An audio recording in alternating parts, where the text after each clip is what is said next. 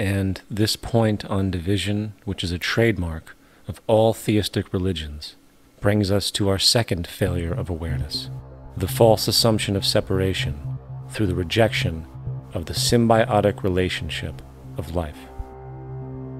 Apart from the understanding that all natural systems are emergent, where all notions of reality will be constantly developed, altered, and even eradicated, we must also understand that all systems are, in fact, invented fragments, merely for the sake of conversation. For there is no such thing as independence in nature. The whole of nature is a unified system of interdependent variables, each a cause and a reaction, existing only as a concentrated whole.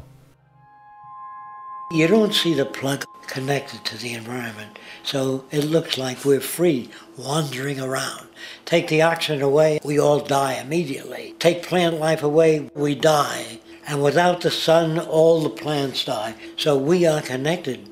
We really must take into account the totality. This isn't just a human experience on this planet. This is a total experience. And we know we can't survive without plants and animals. We know we can't survive without the four elements, And so when are we going to really start taking that into account? That's what it is to be successful. Success depends on how well we relate to everything around us.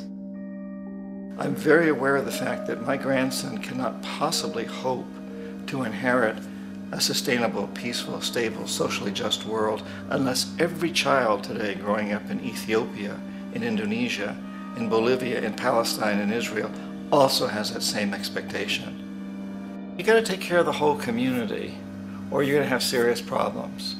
And now we have to see that the whole world is the community and we must all take care of each other that way. And it's not just a community of human beings. It's a community of plants and animals and elements. And we really need to understand that.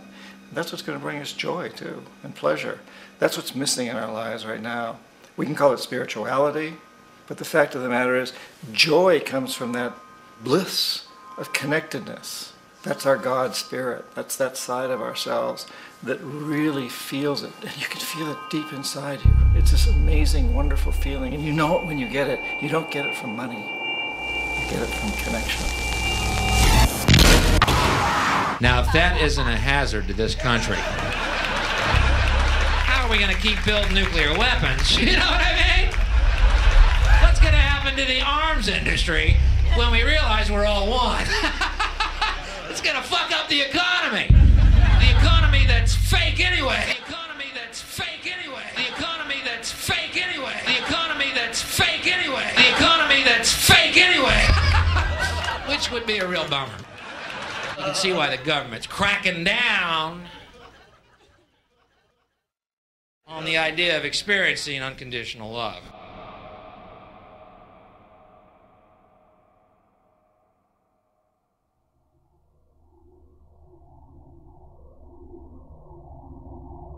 Once we understand that the integrity of our personal existences are completely dependent on the integrity of everything else in our world, we have truly understood the meaning of unconditional love. For love is extensionality, and seeing everything as you and you as everything can have no conditionalities. For, in fact, we are all everything at once.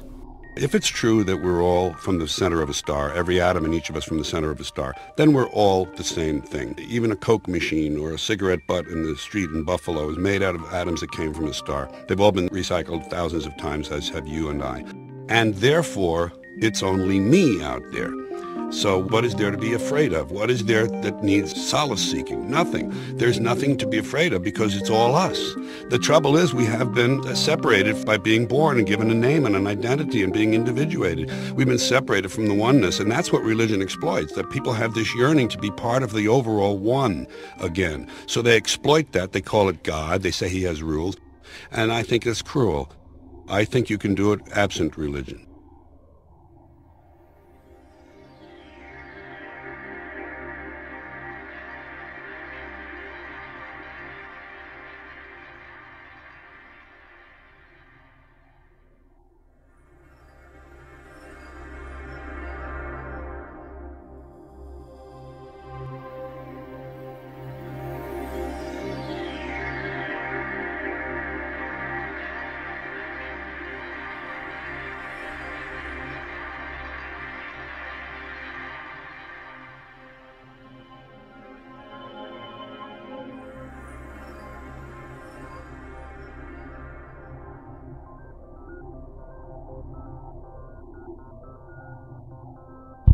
It's time to claim the unity our outmoded social systems have broken apart, and work together to create a sustainable global society where everyone is taken care of and everyone is truly free.